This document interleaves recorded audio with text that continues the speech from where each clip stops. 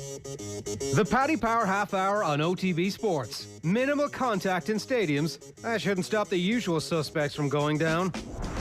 Gamble responsibly. Gamblingcare.ie. And you are very welcome along to this week's edition of the Paddy Power Half Hour. Where else would you be on a Friday afternoon except right here across all of our social channels? We're on YouTube, we're on Facebook, we're on Twitter, we're on Periscope, we're on OTB Sports Radio. Bang on, 1:30 every Friday afternoon, picking our way through the carcass of the weekend's Premier League games. I'm delighted to say, as ever, we have Emmet O'Keefe with us from Paddy Power. Emmet, good afternoon to you. How are you? Good afternoon, Ger. Looking forward to another weekend on the couch watching football. Yeah, well, what else are we ever going to do with our lives? Certainly that's all we're going to be doing to the end of the Premier League season, it looks like anyway. And broadcasting from his YouTube lair, calling it as usual, is Enda Coll. How are you? Ger, how's it going? This is the first week that I'm actually doing it from the YouTube layer, and you're correct in your statement. You used to have like a green screen in the background, but obviously, you know, times are tough and you had to, I don't know, maybe you're in Texas, you had to burn it to stay warm. I don't know. I don't even know what part of the world you're in anymore, Enda. I'm in fancy Ranelagh, and my house is so tiny that I actually can't fit the green screen in my room anymore. So I had to scrap it. So you're getting a nice shot off my door there. So it's not the best YouTube studio in the world, but it does a job. Posh Southsider Enda Coll, far from his Donegal roots. Rugby Road and around the corner from the cricket club, right where I should be. Well, there you go. Okay, look, there's quite a lot of good Premier League games for us to get our teeth stuck into this week. But before we do all that, we have some incredibly important news for all of you out there who, you know, might occasionally lose a bet. I want to tell you about what's happening. This is the launch today, so anytime you're making a bet over the next week or so, make sure you pay attention, because on next week's show, we will actually be activating this. It's called Near Miss. It does exactly what it says in the tin. If you have a single bet or an accumulator with Paddy Power, and it's fallen down because of a dodgy VAR decision, because somebody's armpit was offside, or because there was a foot playing the entire, stud of a foot playing the entire team onside, then don't worry, because Near Miss is going to refund the losing stake back to your account. Every week our crack team are going to select a bunch of winners, so it's not just one. Most of you are going to get your stake refunded back into your account, but this is the best part. For some lucky punters, we're going to pay out losing bets as winners if our Dodgy Goals panel believes that they actually deserved it. To enter, all you need to do, after your bet doesn't come off, take a screen grab of your losing bet, be sure to include the bet slip ID, and then send them either using the hashtag PPNearMiss on Twitter, or you can DM us on Instagram. I know some of you aren't on Twitter and you're only on Instagram, and you know, you're hipsters, that's okay. You can send your screen grab to us on WhatsApp as well. That's the number that we always give out, 087 9 180 180, and we will do the rest. So every Friday at the end of the Paddy Power Half Hour, we will announce our near miss winners. You can see all the terms and conditions on otbsports.com, and stay tuned to OTB Social for more. So this is a brand new segment aimed at allowing some of you to reclaim a losing bet stake. And I think we've explained that pretty well. But if you have any questions for us, you can WhatsApp us 0879 180 180. Okay, let's get into the fixtures this week. Wolves versus Leeds tonight at 8 o'clock. On Saturday, there are 4 games. Southampton against Chelsea at 12:30. Burnley against West Brom at 3 o'clock. It's Liverpool against Everton at 5:30. Fulham against Sheffield United. West Ham versus Spurs is 12 o'clock. Aston Villa against Leicester is kicking off at 2:05. Arsenal against Man City kicks off at 4:30, and Manchester United against Newcastle is 5 o'clock. And then we're going to spend the whole show doing half an hour on Brighton against Crystal Palace on Monday night, because that's what you deserve in this lockdown. No, don't worry. We're not going to do that at all. We might barely mention that at the end of the show, because we all know that Brighton are going to win that game 1-0. In the meantime, what were our specials last week, Enda? We had a couple of specials, but none of them came off, so I'm going to skim past what we had last week and get straight into. We had one a couple of weeks ago that might be of interest now, because we had Leicester to finish ahead of Liverpool, and I think it was close enough to favouring Liverpool in that sense. But what is it now, Emmet? Has it changed? Yeah, so at the start of December, this would have been 12-1, but now it's as short as 11-10. With Liverpool only narrowly favoured to finish ahead of Leicester now. Yeah, so that's the sort of expertise you're getting here. 12-1 a couple of months ago, and did you? Hang on, whoa, sorry. You're making it sound there, Enda, like you recommended it at 12-1. I did recommend it. It was one of our Paddy Power specials. Okay, well that's good. Yeah. If you listen to us every week, you'll get these Paddy Power specials. That's a couple of big ones now we've had pre-Christmas. But this hasn't come through yet. Don't be counting those chickens. You're spending money you don't have. That's like, no, come on. Enda really can't lose though, because if the bet wins, he can claim it as a victory, and if the bet loses, he can just slag off Brendan Rodgers. It's true. How did Brendan Rodgers do last weekend? What happened there? What was the? He did exactly what I wanted him to do. He won the game. I mean, finally, he did exactly what you didn't want him to do. Yeah. The imaginary pressure. He must have felt just like the beady eye of Sauron. He's like, "What? Enda Coll's looking at me again. How can he see me?" Some say I'm in my they panic had that, room. They had that pinned up in the wall, and that's what happened. James Maddison gave a name drop after the match. This week's Paddy Power specials with Off the Ball are Man City to get a penalty against Arsenal, because Man City are the new penalty experts in the Premier League, except they can't score them. Everton to score 2 or more goals against Liverpool, and there to be more away wins in the league this weekend than home wins. Okay. So, did we not learn our lesson from going hyper specific over the last 3 or 4 weeks, Enda? Do we need? Why do we need to have these conversations on air? So you need to go more broad. Your 12-1 was like this long form. All the great stuff before Christmas was like thinking long form. Now you're thinking like within this 5-minute period, the referee will scratch his arse 3 times. And funny enough, it doesn't happen. Look, a couple of them have come off in the last couple of weeks, so there's actually a method to the madness. So Man City are the team in the second, if you count the amount of penalties they've gotten this year. They've gotten 7. They've only scored 4 of them.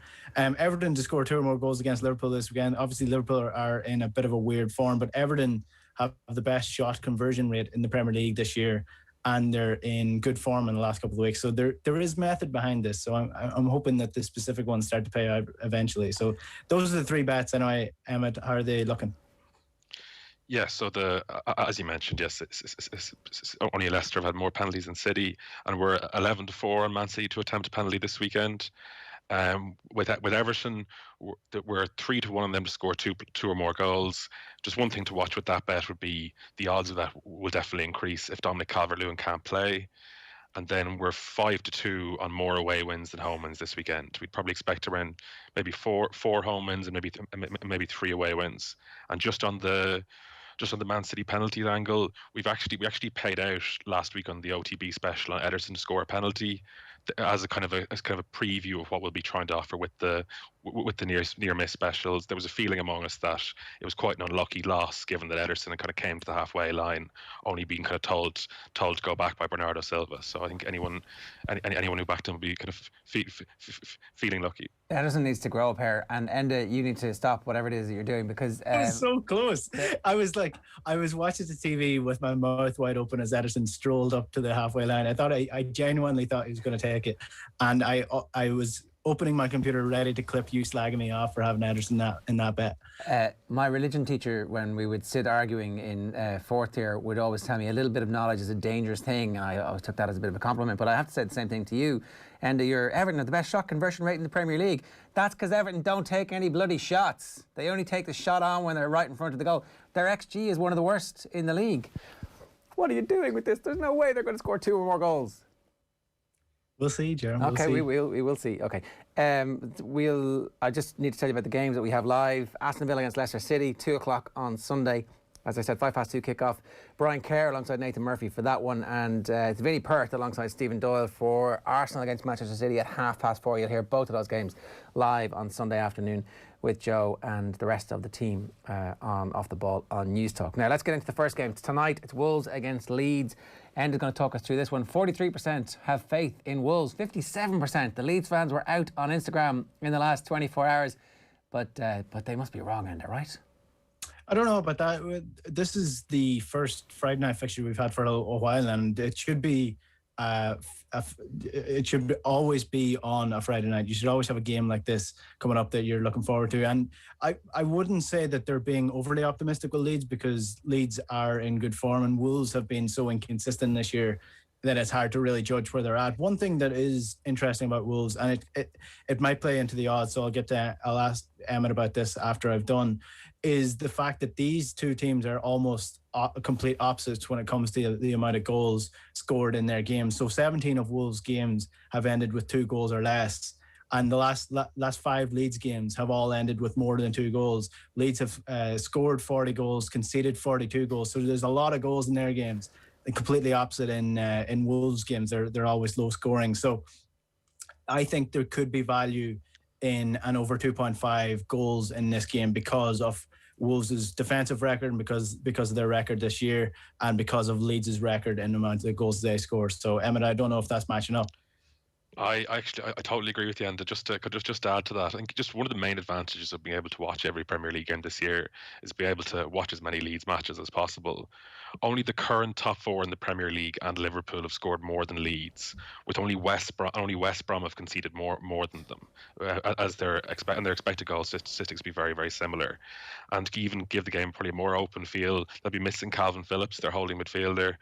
And I think, Marcelo Bielsa asks a lot of the holding midfielder, given the numbers they commit forward and attack. The holding midfielder is kind of asked to put out a lot of fires, and Phillips has done that expertly. We just seen him get an England call up, and I think I expect an open game here, and Leeds' style can coax an open game out of Wolves, and I would recommend the over 2.5 goals here. Okay, what kind of prices are we looking at? We're looking at 5 to 6 for that, but I wouldn't put anyone off over 3.5 as well. I can see this being quite an exciting game. Okay, all right. Southampton against Chelsea. This one is Saturday at 12:30. It is 18% for the Saints on Instagram and 82% for Chelsea. And I'm saying get on board the Tuchelwagen right now, because Chelsea are absolutely killing it. Again, it pays to have an adult in the room when you've got all that talent that they've acquired. Chelsea are going to win this game to 0. Southampton, 5th worst attacking XG in the league. Chelsea defensively a rock under Tuchel. I think it's 4 clean sheets in his first 5 games. They're coming off a 2-0 win over Newcastle last week. Werner finally scored. Maybe there is a surge in confidence from that as well. I don't think that they're going to be distracted at all by European football, and I know that's a concern that you have, but I just think that this is it. This is Chelsea, I think, could finish this season second.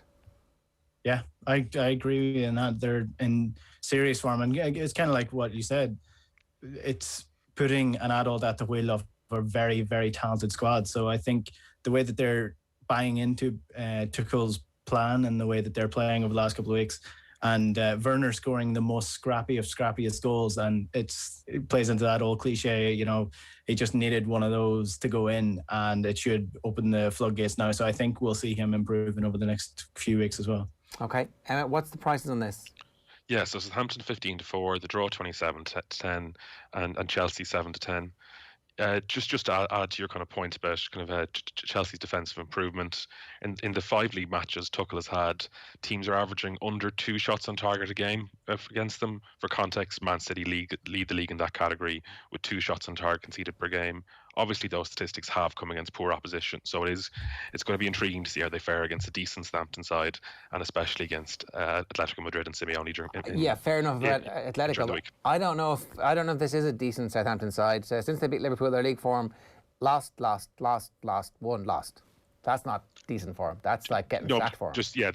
They would have had a few injuries in some of those games, but I think they're capable of being decent anyway. Chelsea 7-10 on, that seems like a reasonable price. Betting on odds-on favourites away from home is never a good long-term strategy for punters, but I like the look of that one. Anyway, quickly, next is Burnley West Brom, I think.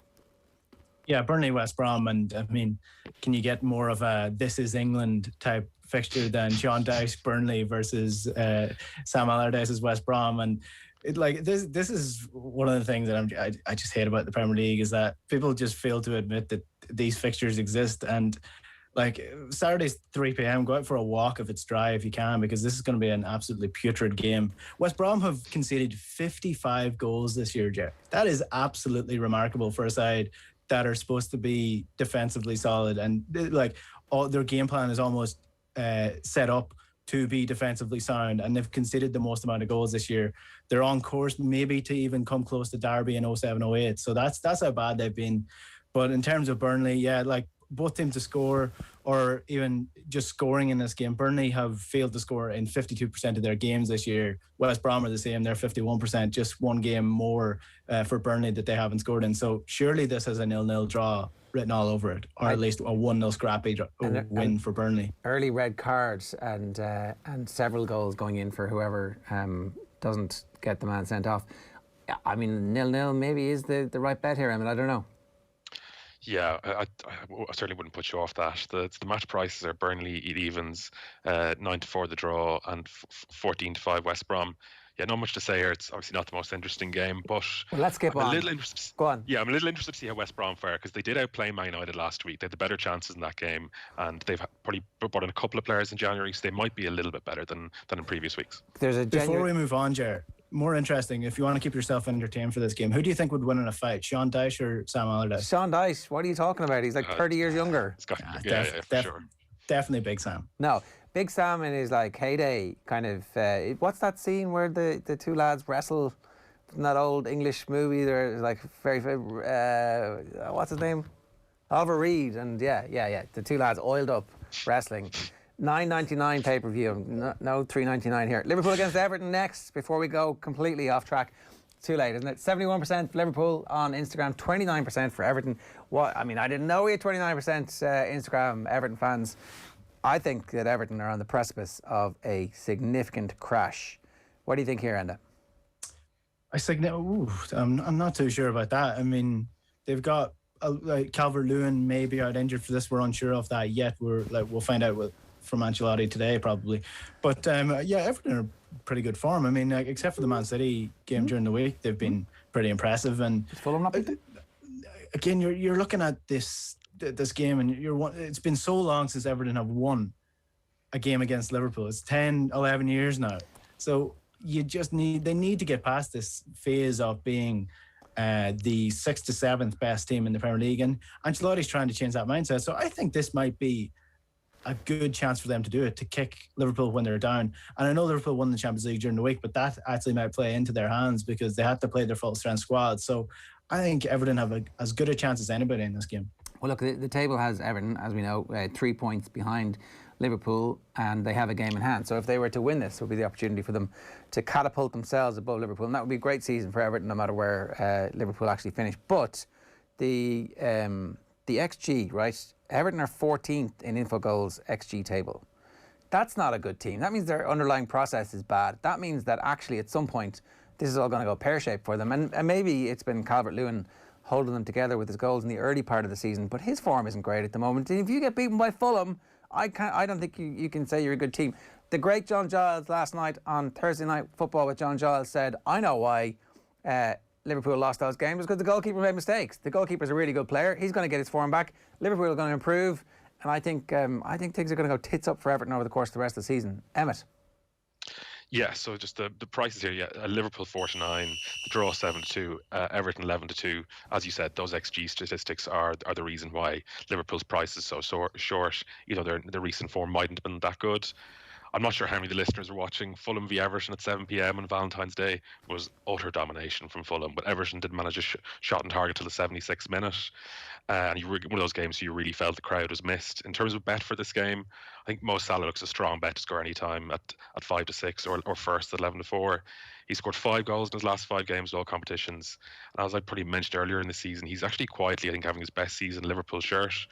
He's already 24 goals all competitions, and his build-up play is noticeably improved. He's having 25% more passes this season, and his pass completion percentage has shot up by nearly 10%, which is a really significant improvement, given he would often give the ball away in years past.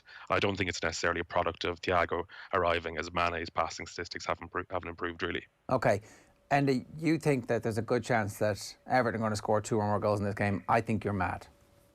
No, well, I do think that has the potential to come through, because the way that Liverpool's defence is set up and the way that Everton have gotten forward and torn teams apart at stages. Again, this all depends on Calvert-Lewin's fitness, because that's going to change the thing a lot if he's not fit. One thing that I do think is a good thing to look out for in this is the bookings, and it's somewhere you can with Paddy Power, with your bet builder, you can actually add different multiples together. So I think if Thiago, look at Liverpool's starting lineup, if Thiago is starting midfield or Henderson is starting centre back, the two of them to get booked, or stick one of them to get booked as well, it'll take your odds up a little bit on your bet. So I think there's been a lot of yellow cards, red cards in this fixture, so I think that's a good bet as well to add on. And some missing red cards, obviously, famously after the last one. And I do think that Liverpool will feel like they owe Everton for the absolute carnage that Everton and Pickford in particular have managed to wreak on Liverpool's season.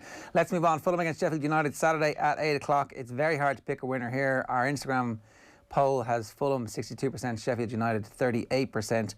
I would bet on there being a few enough goals in this game. Sheffield United obviously hammered by West Ham last time out, but it's the first time in a while that they've been hammered. They've been in most games, and they've obviously gone on their best run of form over the last 7 games. 3 wins in their last 7. Fulham have just 3 wins over the course of the entire season. And yet, you need to look at the table. Fulham have drawn a lot of games, and they're just 6 points behind Newcastle. And if they were to win this, then the pressure on Steve Bruce gets absolutely ratcheted up. And I think the Steve Bruce to get sacked odds are probably worth a bit of a nibble again around about now. I don't know what's going to happen in this game. I don't have much of a feel for it. So I'm thinking under 2.5 goals gives you an interest in it. But I'm not going hard and heavy on either Fulham or Sheffield United. Yeah, hard to have much confidence here on either side. The match price there: Fulham 23-20, the draw 21-10, and Sheffield United 13-5. But I just think the John Egan injuries, it looks to be a serious injury, as I think is a real death blow for Sheffield United. That they were already missing Jack O'Connell, and the defence was the real strength of their team last year.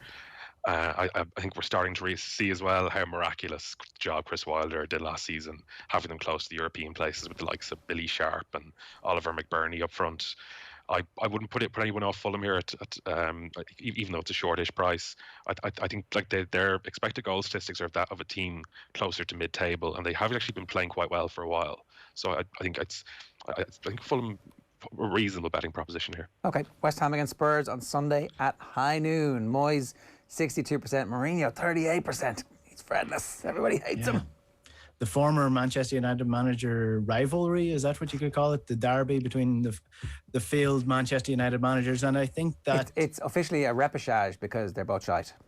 Okay, well, that's harsh on Moyes, who's taken West Ham into the top 4. I mean, I think West Ham are favourites for this game because Tottenham's form has not been on what you would expect from a Mourinho side or Mourinho's Tottenham from the start of the year. And I think injuries have a lot to do with that. Defensively, they haven't been strong as well. So if Mourinho's defence isn't strong, then their teams don't win, and that's just the way it is. He builds from the back up.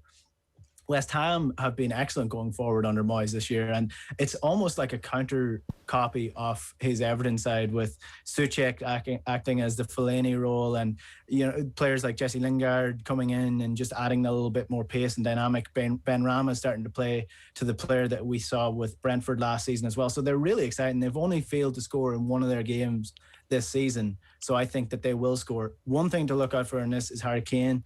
If he does start, because I know his fitness has been in and out, he scored in 11 of 15 games against West Ham. So him to score and both teams Harry Kane to score any time and both teams to score in this could be a good bet. Souček's Tim Cahill, right?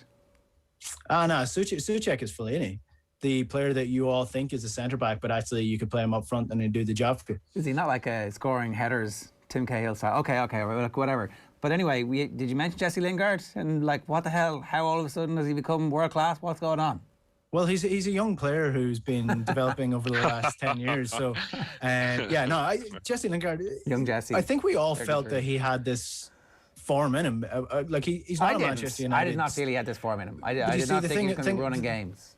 But you're judging him based on being a Manchester United player, and that comes with a different tag than being a West Ham player. So I think that is definitely helping him. It's much easier to be a good player when you're fighting for 7th place in the Premier League than it is for fighting for titles. So I think he's found his level with West Ham and he will excel in that role. Top 4. It may well be at the end of the Premier League season. We'll see. Certainly if they get a win in this, they'll start to believe that they have a chance of top 4.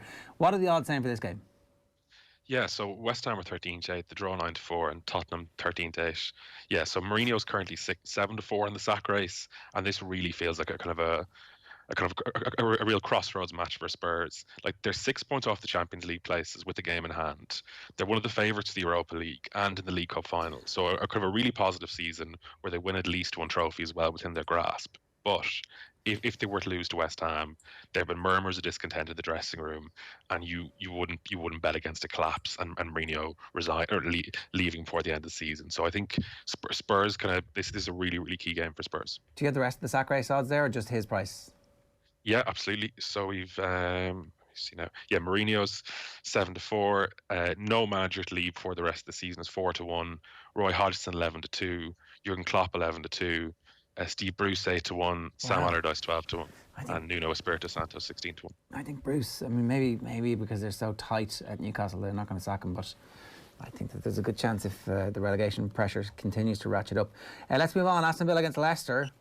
So this is Villa 27%, Leicester 73%. And, you know, look, obviously it would be incredible for Villa to win this again, because that would be them doing the double on Leicester this season.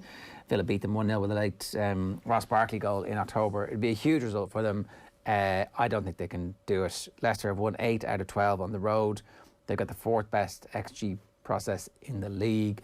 Villa's form since the entire squad got COVID has not been great, and so I think they were pretty lucky to get the draw against Brighton during the week, and I would not be surprised if Leicester were to win this, Emmet. Yeah, I totally agree.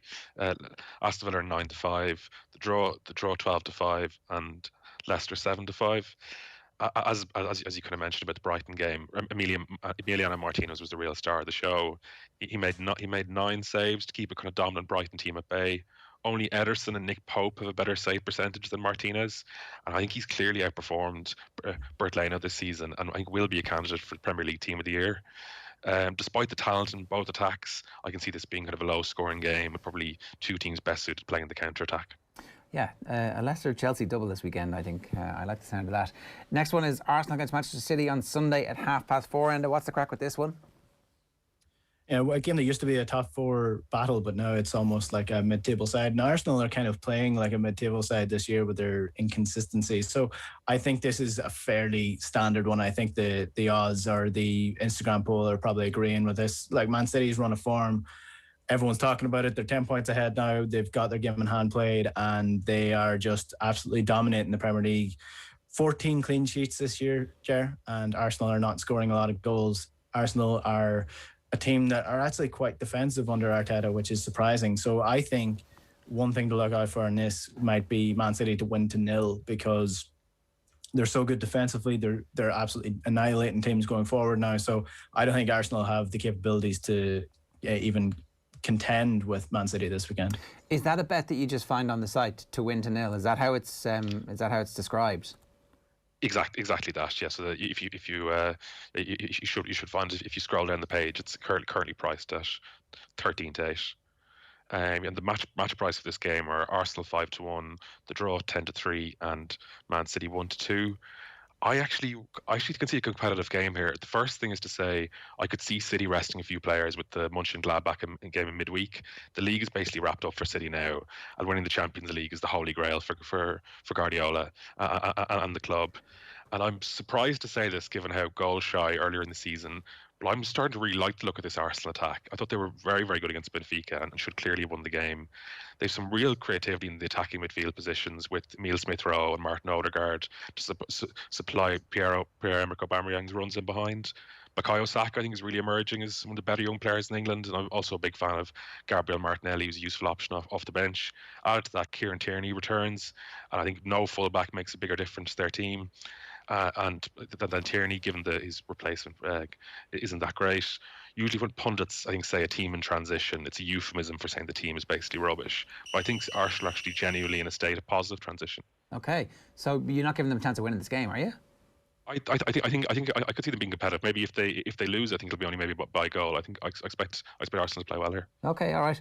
Manchester United against Newcastle on Sunday at 7:00. 82% of our Instagram poll respondents are plumping for Ole Gunnar Solskjaer, still without a new contract, and Steve Bruce. 18% of you think Newcastle's going to win this game. What football are you guys watching? Yeah, it's not looking good for Newcastle and Steve Bruce. They've steady decline, and this is what happens when you base your team solely on defending and not scoring many goals at all. It eventually catches up with you, because teams will figure you out, they'll unpick your lock, and then you can't transition into attack and actually score any goals against them. That's what's happened to Newcastle. Man United are the opposite this year, and surprisingly I didn't think their attack would like, if you're breaking down the individual stats for the strikers, it's not that great if you look at Martial, Rashford, Greenwood in their entirety, but add it all up and Man United have the highest goal tally this year. So I think this is going to be an easy one for them, Ger. Attacking force against Newcastle's defence. Yeah, it's going to be a United win. Yeah, maybe it's my kind of fandom colouring my judgment, but I am actually a little bit worried about this game. So the match prices are Man United 1-4, the draw 9-2, and Newcastle 9-1. Just United, I can't describe how really bad United were against West Brom, creating very few chances against a team sitting deep. And the thing is, when teams sit deep, the players that can really affect the game, Paul Pogba and Edson Cavani, are both probably going to miss this game. And I, as bad as Newcastle are, I can see them with Almiron and St. Maximin causing a few problems for United in the break. So I probably wouldn't include United in any kind of weekend accumulators. And at the other end of the pitch, only Alex McCarthy of Southampton has a worse save percentage than David De Gea, and it's only really his big contract keeping him in the team, and it's surely only a matter of time before Dean Henderson gets an extended run. They really just need to get rid of him however they possibly can, because it's completely ruining what everybody else at the club expects to earn. It was a stupid contract. He's still the highest paid player. Everybody walks in and goes, that goalkeeper's underperforming, and he's getting 4 times or 5 times what some of the other players. He's getting, 15 times what one of the best midfielders that they have in McTominay is getting at the moment, and that can't be good for dressing room morale. So, 100%. I think it is your Man United fandom. I would definitely stick them in. I think they're going to win this game, but that's why we all have markets. Brighton against Crystal Palace. Not too much to say about this on Monday night. 57% Brighton, 43% Crystal Palace. Palace are awful. If Brighton score, they're going to win. Now, we just need to see if Palace actually had their best player playing, and that might change things, but I've got nothing to say beyond Brighton good, Palace bad. Yeah, no, 100%. So Brighton are 4-6, the draw 5-2, and Palace are 9-2. It looks like Zaha's going to be out. Brighton's match price is shortened from around 4-5 into 4-6, and Hodgson kind of intimated during the week that he would be out.